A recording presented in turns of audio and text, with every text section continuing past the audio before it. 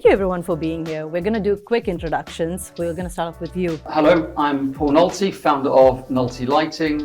We're an architectural lighting design consultancy based across 7 regions. I'm Jamie Sandy and I work with RSP. I've been working and living in Dubai for the last 12 years as an interior architect.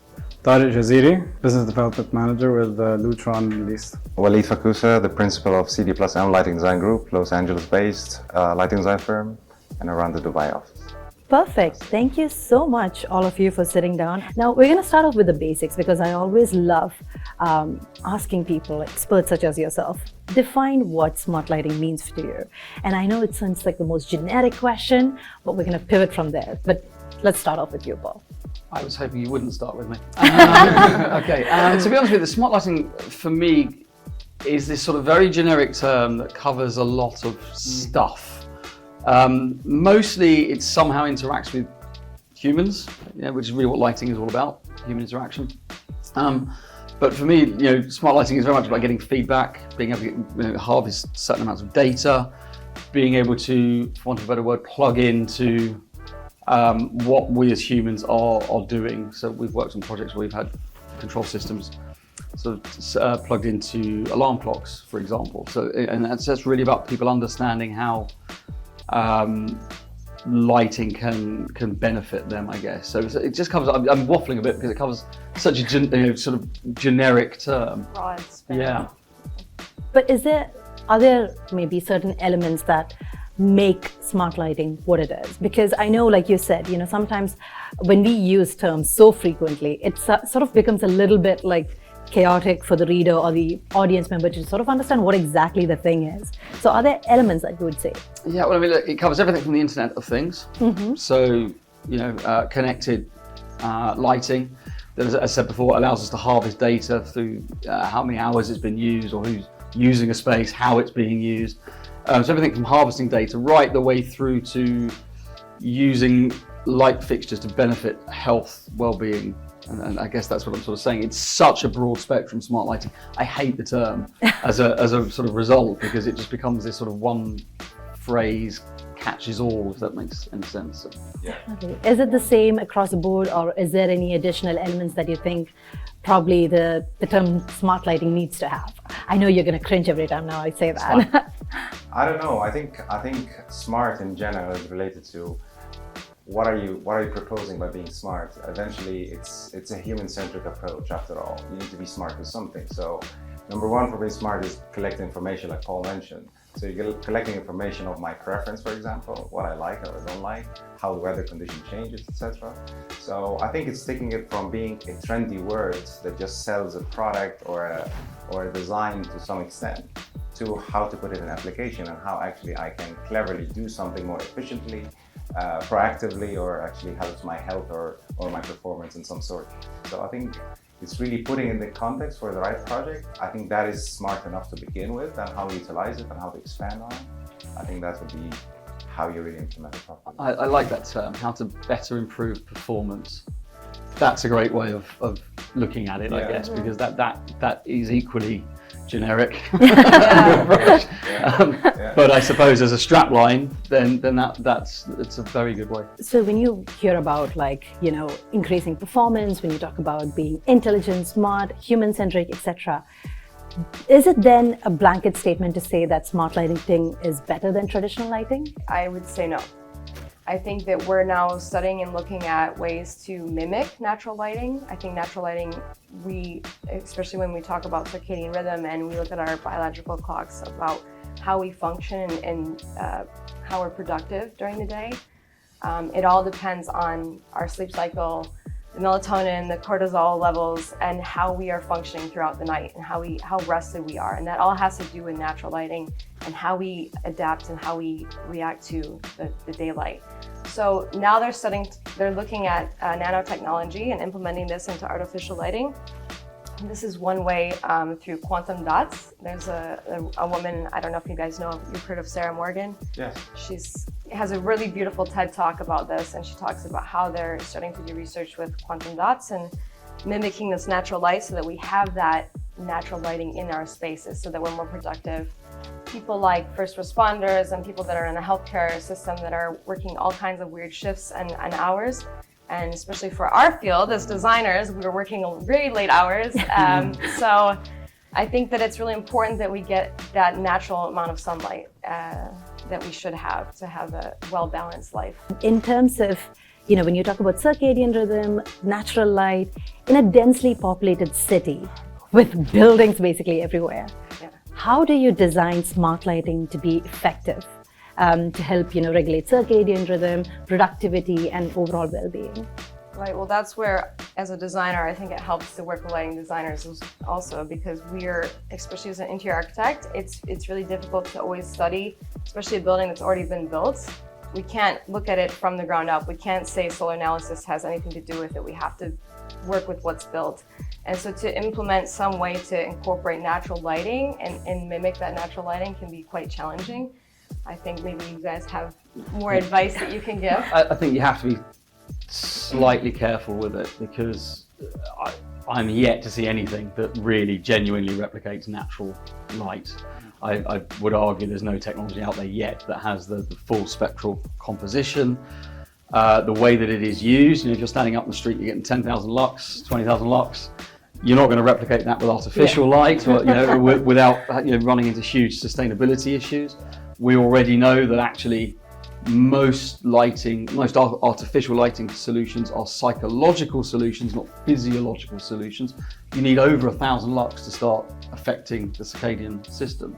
So if you're in a hotel or an office, typical office 500 lux, whether you have circadian lighting in there or not, you're not actually affecting anyone's circadian system, other than affecting the psychological response to it. And there is no physiological response to the circadian lighting unless you really crank the levels up.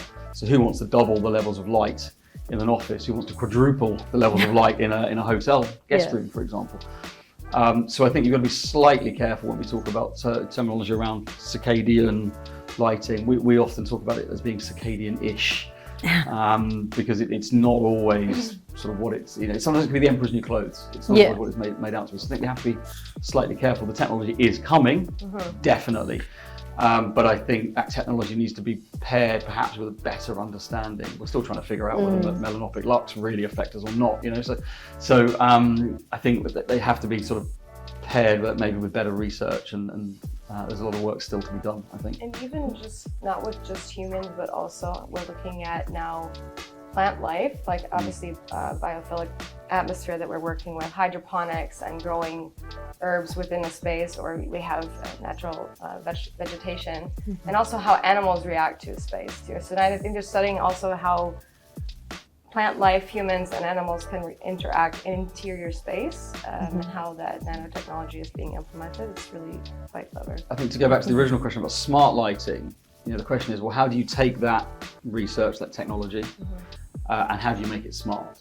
Well, if you want to make it smart, then whatever it is, the system, the control system, that controls those lights needs to react to the needs of the end user. So, that circadian lighting is only smart if it's looking at what time of the day it is, who's in the space, how much light does this person really need.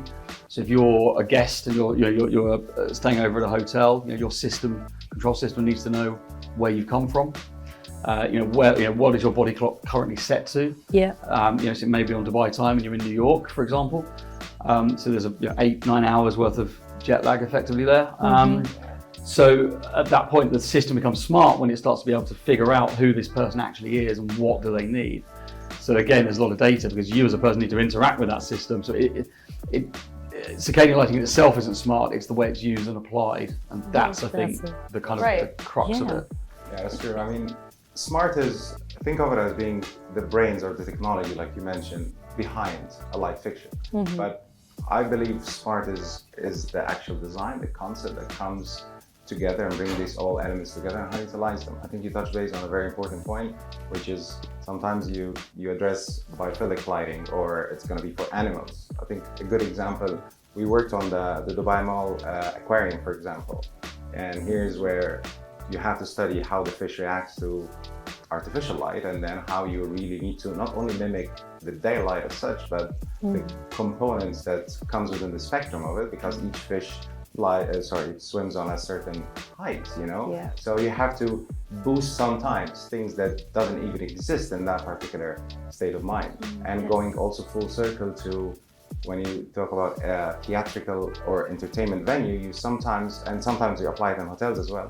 Sometimes you need to push the boundaries with smart technologies and lighting concepts to make people feel of a virtual atmosphere that doesn't even exist, you know? And this is where I really combine the smart technologies with the right application around the right user. Definitely. And then you can push the boundaries to wherever you want to go. Something that you mentioned was designing for the I can't get the word now. Aquarium, there you go.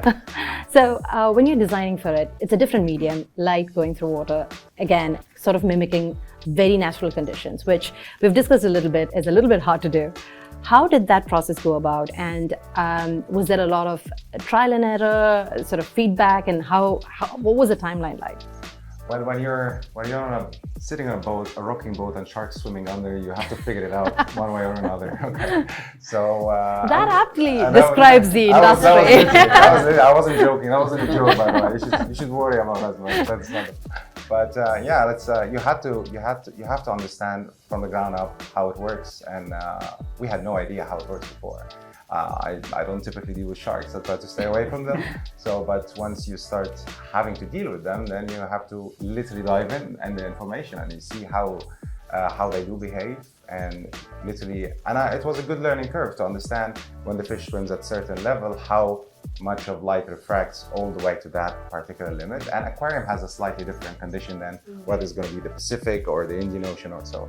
So it depends on really the specific species of the fish as well.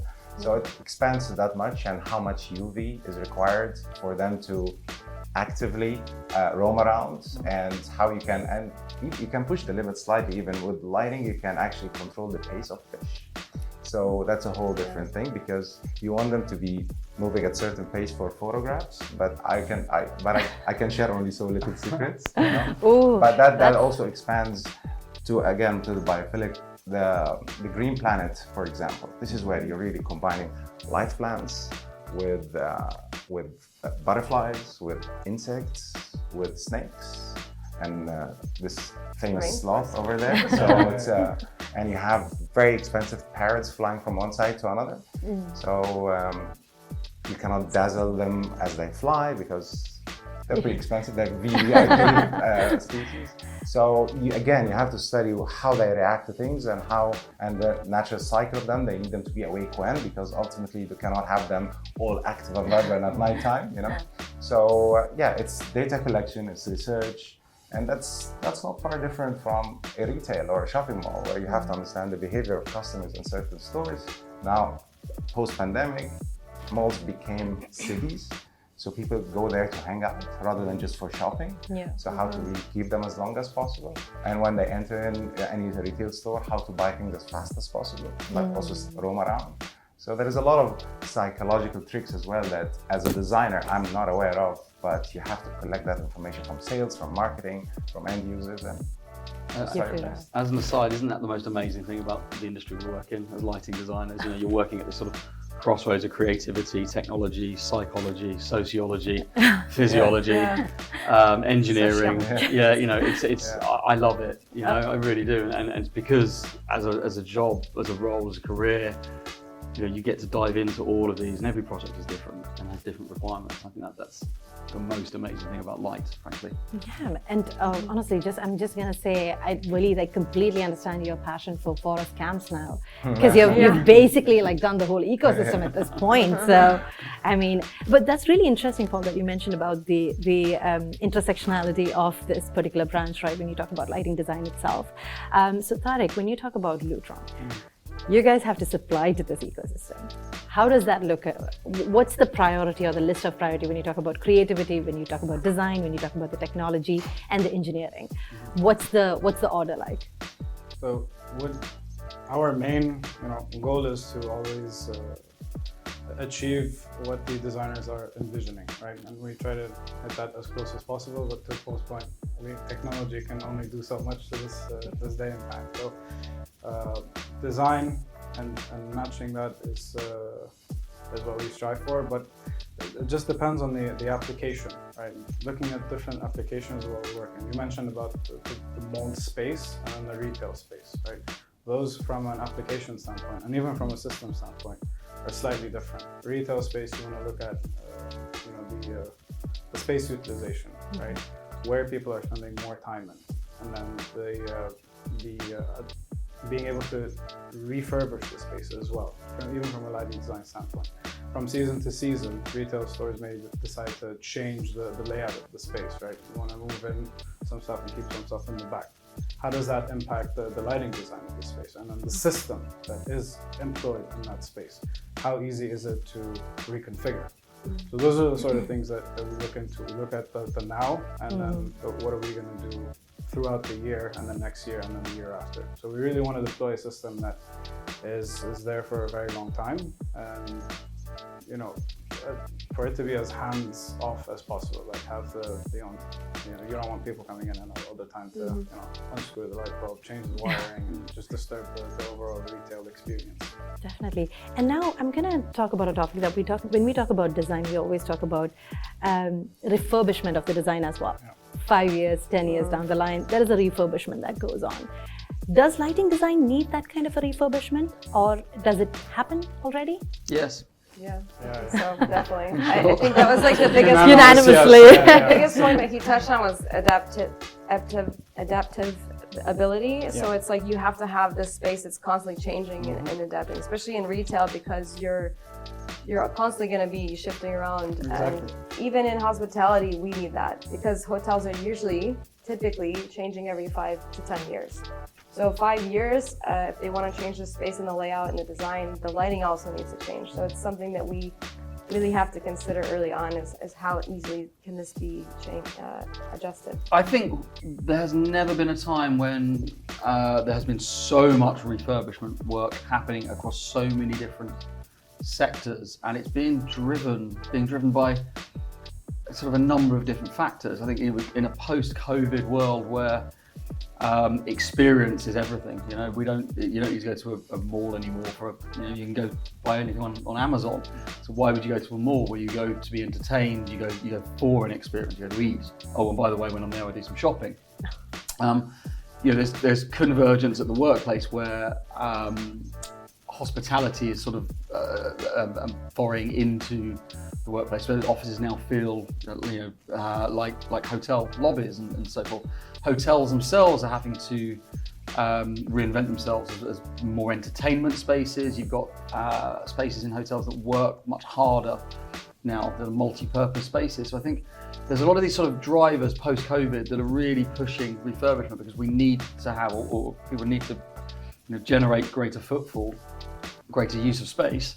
So they're having to reinvent themselves. So I think that drives a lot of refurbishment. And at the same time, it's a perfect storm, because at the same time, there is a need to reduce energy. So lighting is a visual embodiment of energy consumption. So what that's then driving is sort of respecification, reuse of lighting, repurposing of lighting, to really try and drive energy consumption down. And at the same time, we're living in a world now where sustainability and the circular economy are coming to the fore as well. So that's also driving the need for refurbishment. I guess the single biggest block to that really at the moment is budget, and whether there is the financial impetus to be able to refurbish a lot of these spaces. So it's a long response, I apologise, but there are just so many drivers, I think, at the moment driving the need to refurbish a lot of spaces. It's great for lighting designers, it's keeping us busy. That's the main thing. No, Paul, it's really interesting. The reason I was smiling is because the minute you mentioned budget, everybody across just had this, really involuntary grin, like, oh, yep, now we're talking finance, the one that's, sort of like I would say the driver of the project itself. So in those main conversations about budget, how often does the word value engineering come into? Yeah. This is the tricky part, right? And I think that's, especially with lighting, that is where you don't want to skim. You don't want to lose the budget there. That is where the focus should be. That is where we work with the medium of light. That is where all life comes from. So I think it's so important that that be the main aspect, that we don't minimize and reduce the cost. Yes, it's important to consider sustainability, obviously, and aesthetics, but when it comes to the budget and value engineering, the lighting is the last thing that I want to look at. I would rather consider the materials that I'm working with and using natural materials as well, rather than cut back on lighting. I think you sort of hit the oxymoron on the head. When is value engineering actually value engineering? It's usually cost cutting and making it cheaper. Yeah. That's not value engineering. Yeah. I think we all have been through that.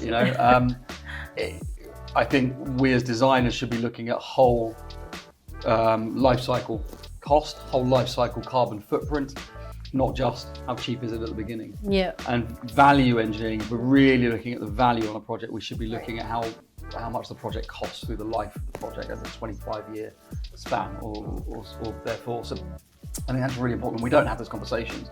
And if I'm honest, I think in this region, the Middle East, is particularly guilty of it, because I think, in my experience, certainly, you have the CapEx guys and you have the OpEx guys. The guys that look after the capital expenditure and the guys that look after the OpEx, the operational expenditure, and they don't talk.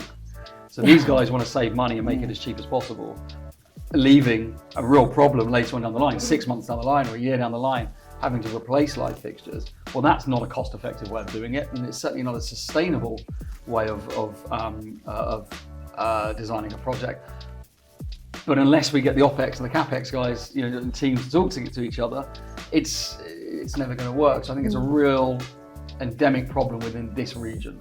And I think there's education that has to be done to encourage clients to look at the cost and the carbon footprint of projects on a whole project scale. And also with that, just looking at how we can harvest the sun, looking at photovoltaic cells and incorporating that into the architecture, and why that's not being considered when we have constant sunlight all year round. Yeah. It's something that I'm really shocked by. And I think that it needs to be implemented more in Dubai. And I don't understand why, especially in the Middle East. And I hope that that's something that they're considering. You touched on with projects that are happening in Saudi now. I hope they're really considering, with that built environment, the rainforest that they're creating, that they're optimizing as much sunlight and harvesting the sunlight that they can. That's really interesting when you talk about projects, and it seems almost like common knowledge at this point, like, oh, we have so much sunlight. But is there any sort of, I would pivot a little and ask, like, challenges to that heavy amount of sunlight as well? Because does the lighting then sort of become, I'm going to focus this a little bit more on you, Waleed, because you spoke a little bit about the Saudi side of things as well. But do you have to then work extra hard to figure out the lighting conditions, especially with harsher climates? Because Saudi, sometimes when it goes colder, it goes really colder than the UAE, and with heat as well. If you're looking at Al Ula and etc., that's just a whole other conversation. So is that a main challenge? It's a good point. I mean, obviously we have ample amount of daylight, and it's a big pity to not utilize as much as possible. Now, granted, there are some areas that we specifically don't want daylight, like in some cases museums with sensitive materials, for example, or ultra high-end stores does not require daylight in the immediate premises, for example. But even when you look at offices, whether taking the place we're in right now or somewhere else, just one thing is to have daylight, but other is how that optimizes the overall experience. There's something called adaptation. So how much light is penetrating through versus what the artificial light can balance only so much. So it's not always, it's the more daylight, the better. It's really where you utilize it and to what extent. That's an important aspect. But to the same point, there is a lot of daylight, there is a lot of opportunity that we can harvest from. But again, you have to understand that the climate impact that comes along with it as well. So you have to reduce a lot, whether it's the U value or the G value of the glazing and so on and so forth. So how the architecture is evolving from being contemporary steel and glass to going back to traditional. So I think it's beautiful. You're in a beautiful place to have a blend of architects and cultures coming together. But I think just keeping the core of the culture and what works best regionally and geographically, I think it's successful. I think Saudi is doing a very good job in some of these areas where they really are pushing the heritage and the culture of the architecture. So no, I think they're doing a good job in many ways, but yes, there are projects that they could be optimized better. So do you think maybe setting standards even in lighting design or certification specific to this region, are there any in place that is of noteworthy, or should there be certifications for understanding light sustainability and longevity and the effectiveness of lighting design? There are some standards in the region, not enough. I think standards are useless if you don't police them anyway, frankly. I don't think town planning in the region, it's interesting in Saudi because there are new cities, whole cities being built. It gives them the opportunity to start from scratch with a very clear, defined master plan. And there are some cities that are doing it very well in Saudi, some less so.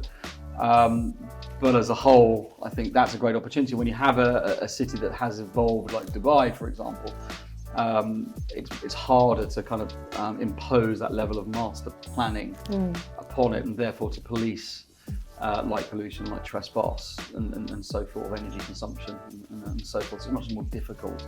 But I think people are becoming more aware of it for sure, and I think it is coming. You've got the International Dark Skies Association, which is starting to produce certification, which I'm not quite sure how that's going to be policed and whether it can be done on a whole project level or whether it has to be done on a building by building level or a space by space level. There's a lot to figure out there, frankly, at the moment. It's early days, but I think it's great that we work in a region where there's the opportunity to tackle many of these subjects. If this was back in Europe, you wouldn't even get that opportunity. So that's one of the most amazing things about this region for sure.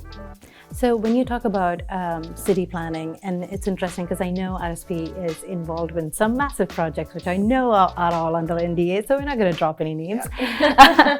But when you're planning, massive projects, does it help then because there are, Paul mentioned a little bit about like how there are not set standards. Does it help you maybe advise on standards, or maybe sort of say that this should be maybe a potential standard for the industry in those new projects? Yeah, I mean, a lot of times we're given a prerequisite and we have standards that we have to work with, but we also, as designers, it's our job and our opportunity to educate the client on what they can implement within the design too, and what would enhance their project and make it better. And so what standards that we want to set for ourselves, and also our name as architects and designers, we have to promote that. So especially with urban planning and city planning, it is, like we said, it's from the very beginning to start from the site. You really have to look at an overall picture, and I touched based on that, the energy harvesting and how we can look at sustainability. Some really smart ways that they're doing that in the world is, for example, Australia.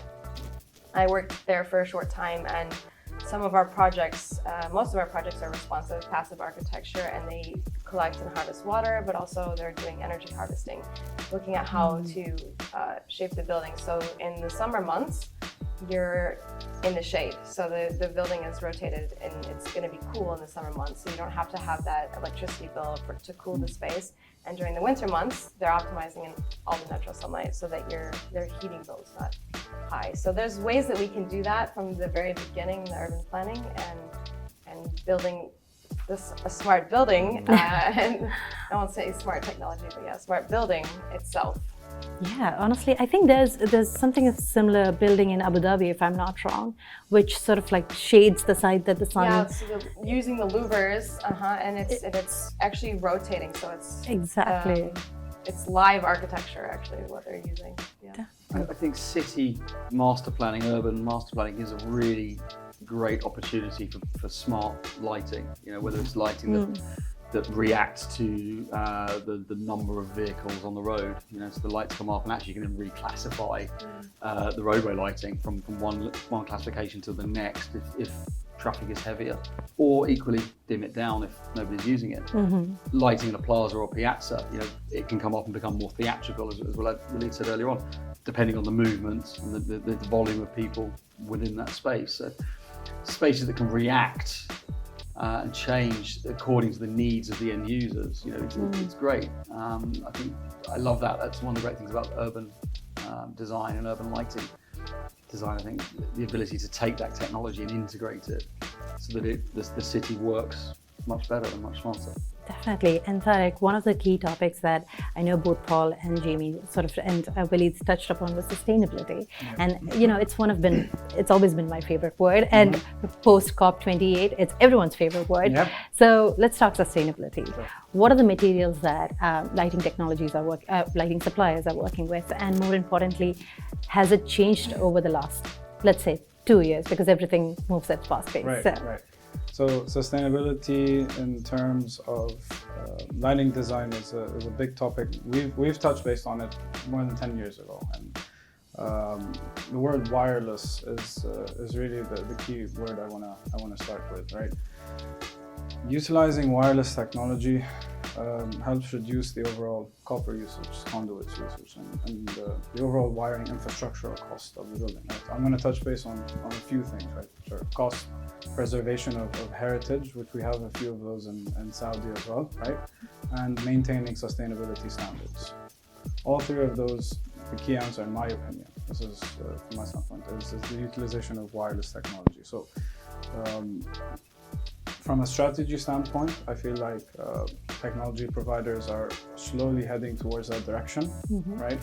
And we see that most of the technology nowadays are going wireless, cloud connectivity, not requiring big servers, really reducing on the amount of infrastructure required to implement these lighting control schemes and technology. And more importantly, what's driving this is obviously sustainability with preservation of heritage. We've run into a few projects in Saudi where they're building a chalet or a hotel in an old cave somewhere where we really don't want to touch anything, but we want GRMS in there. So we're all like scratching our heads, how are we going to do this? And 9 times out of 10, wireless is pretty much the answer. So I mean, that's really how I see it moving forward, and us collectively as designers and manufacturers have to work together on educating the clients on the reliability of it and how it really is providing the necessary solution to the requirements. Definitely. And when you talk about education, now obviously we have the lighting consultants and designers on board. How often does that dialogue take place between, we obviously mentioned a little bit about the feedback cycle, but besides the feedback cycle, if the designers come up with, maybe when we talk about passive design, certain use of materials, etc., or if maybe, from the supplier side, they come up with a new technology, how often do all of you guys sit together around a table when I'm not there and discuss about, all the projects and how we can further the lighting design technologies in general? So obviously the early on technology providers are brought into the project. In my opinion, at least, I feel like the more efficient you can have a design, right?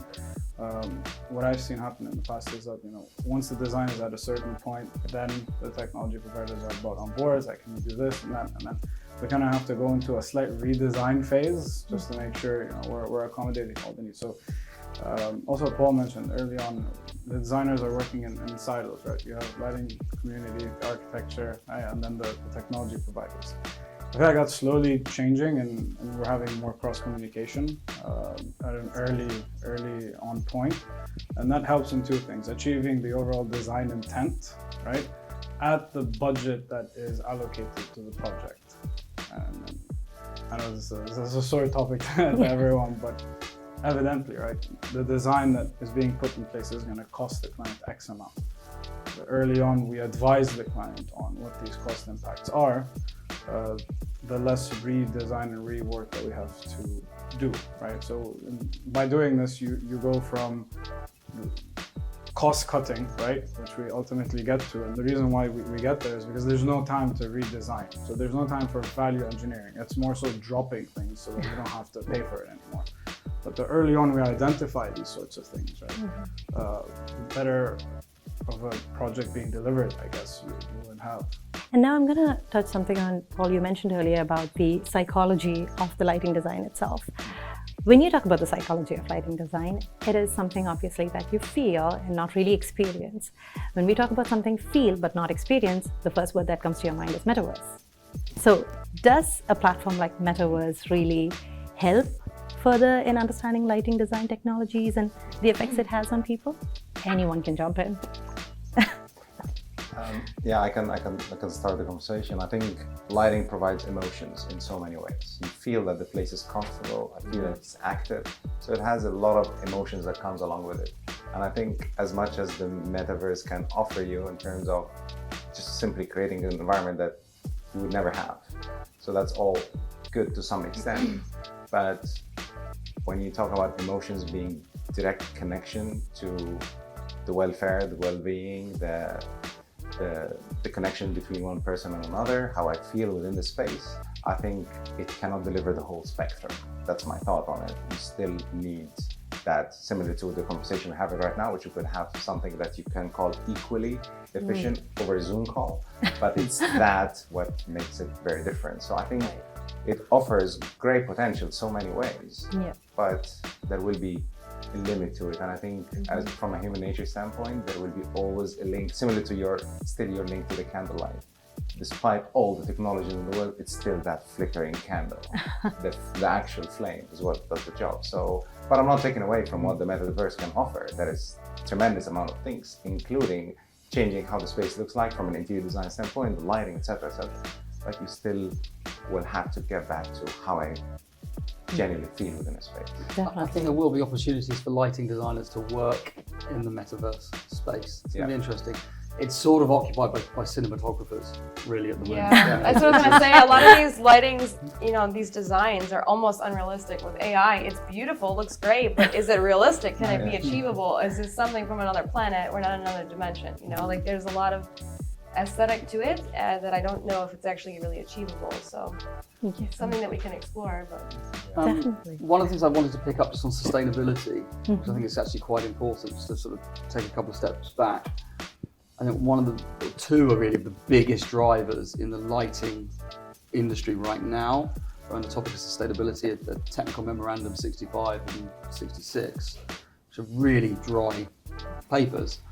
But there are two papers. One is driving the design of luminaires and the modularization of products. So ironically, we've gone back 30 years, to a light bulb, 25 years to a light bulb again.